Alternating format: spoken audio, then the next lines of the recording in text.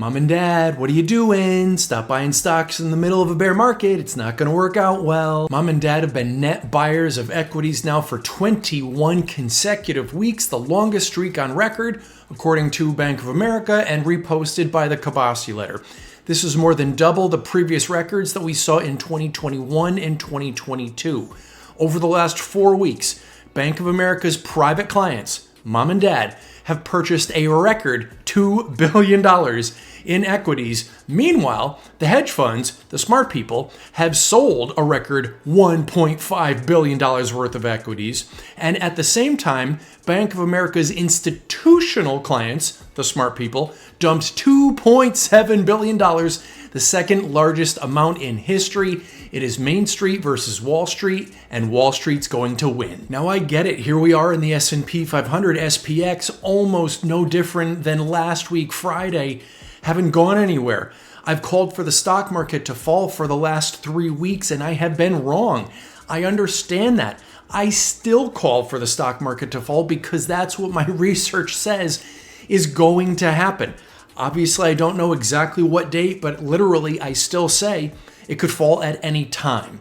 My next target low here on the S&P 500 is 53.50. That is not my bear market low, simply my next target low before I think we get the next dead cat bounce higher. Gold was higher today as of 2:18 in the afternoon. I'll take it. So far we have erased the unconfirmed breakdown below $3,320 an ounce and are now in that confirmed breakout above that same level, because without a confirmation of the breakdown, we can still hit brand new all-time highs here in gold. And that would be great because I still currently own half of the gold position that I bought last week, Friday morning. Natural gas up big today, not good for my short natural gas position, which I own half of the original position that I bought last week, Friday morning.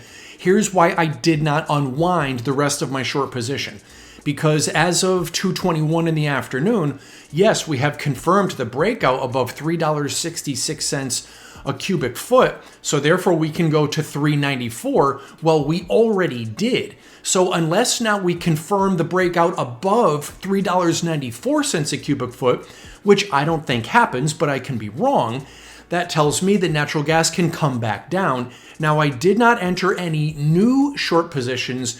To do that, I would want to see it base here for a little bit, right around $3.94 without breaking higher. If we can do that, I might enter a little bit more of a short trade. Other than that, I still hold half of the short trade I entered last week Friday, and I'm happy to do it. Bitcoin not confirming the breakout higher, at least as of 2:15 this afternoon, because we are essentially gone nowhere. I need to see confirmation of that breakout, and essentially flat on the day is not confirmation.